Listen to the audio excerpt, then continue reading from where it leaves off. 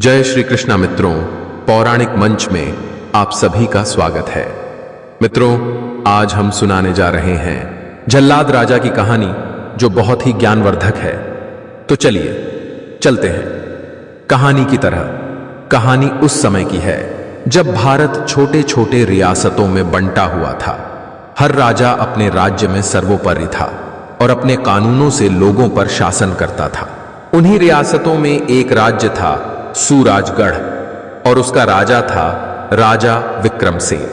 राजा विक्रमसेन को उनके कठोर स्वभाव और निर्दयी फैसलों के लिए जाना जाता था। जनता में उनकी छवि एक ऐसे क्रूर शासक की थी जिसे अपनी प्रजा से ज्यादा अपना साम्राज्य और ताकत प्यारी थी। लोग उन्हें जल्लाद राजा के नाम से पुकारते थे। राजा विक्रमसेन का न्याय व्यवस्था बहुत सख्त थी। छोटी छोटी गलतियों पर भी कठोर सजा दी जाती थी। चोरी के लिए हाथ काट दिए जाते थे, झूठ बोलने पर कोड़ों से मारा जाता था और विद्रोह करने पर मौत की सजा दी जाती थी। प्रजा में राजा के प्रति केवल डर और गुस्सा था, लेकिन उनके साम्राज्य में किसी को बोलने की हिम्मत नहीं थी। सूराजगढ़ के लोग राजा की क्रूरता से परेशान थे। किसी के पास इतनी हिम्मत नहीं थी कि राजा के सामने जाकर अपने दिल की बात कह सके। राजा के सैनिक हर समय गश्त पर रहते थे, और अगर किसी ने राजा के खिलाफ कुछ कहा तो उसे तुरंत पकड़ लिया जाता था। लोग हर वक्त डर के साए में जी रहे थे, मानो उनकी जिंदगी राजा की मर्जी पर टिकी हो। राजा का एकमात्र पुत्र युवराज विक्रांत था। विक्रांत एक नेक दिल और दयालु व्यक्ति था। उसे अपने पिता की नीति और उनके क्रूर शासन से हमेशा तकलीफ होती थी। उसे लगता था कि किसी भी शासक का सबसे पहला कर्तव्य अपनी प्रजा की भलाई होना चाहिए, न कि उन्हें डरा कर रखना। कई बार उसने अपने पिता से प्रजा की स्थिति के बारे में बात करने की कोशिश की, लेकिन राजा विक्रमसेन को अपने फैसले पर अडिग रहना पसंद था। तुम्हें एक राजा बनना है विक्रांत, कोई भिखारी नहीं। अगर लोग तुमसे डरते हैं तो ही वे तुम्हारी इज्जत करेंगे। राजा विक्रमसेन हमेशा यही कहते थे। एक दिन राज्य में एक गरीब किसान, जिसका नाम हरिया था, अपने बेटे की भूख से तड़पकर मदद मांगने महल के दरवाजे पर पहुंचा। वह दर्द भरी आवाज में गुहार लगा रहा था, महाराज, हमें बस थोड़ा सा अनाज दे दो, मेरे बच्चे भूख से मर रहे हैं। परंतु राजा विक्रमसेन ने उसकी आवाज अनसुनी कर दी। उन्होंने अपने सैनिकों को हुक्म दिया कि उस गरीब को बाहर निकाल फेंका जाए। राजा का यह निर्णय सुनते ही युवराज विक्रांत को बहुत गुस्सा आया।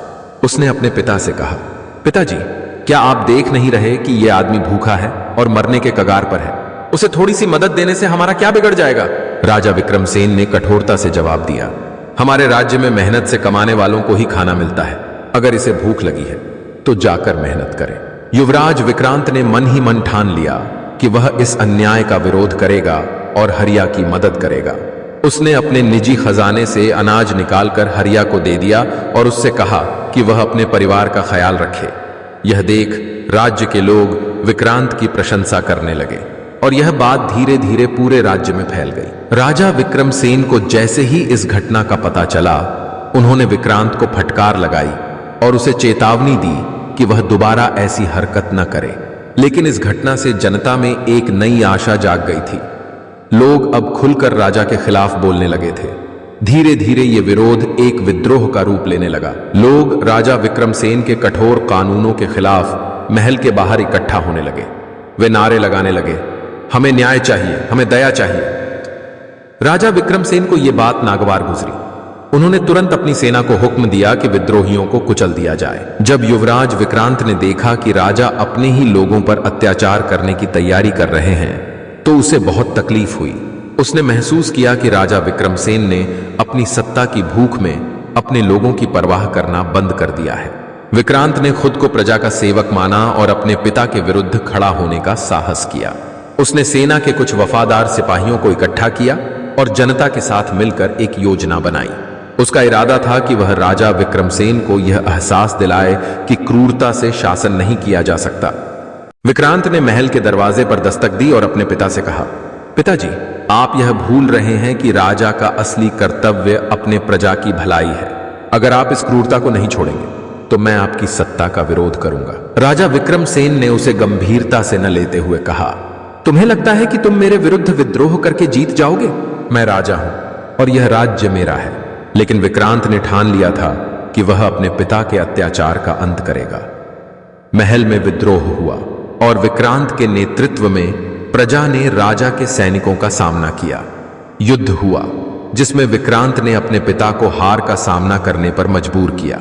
राजा विक्रमसेन ने अपने बेटे और प्रजा का इतना विरोध देखा तो पहली बार उन्हें एहसास हुआ कि शायद वह गलत थे। उन्होंने महसूस किया कि उनकी कठोर नीतियों ने उनकी ही प्रजा को उनसे दूर कर दिया है। उनकी शक्ति का भय उनके लोगों को उनसे दूर कर रहा था, न कि उन्हें सम्मान दिला रहा था।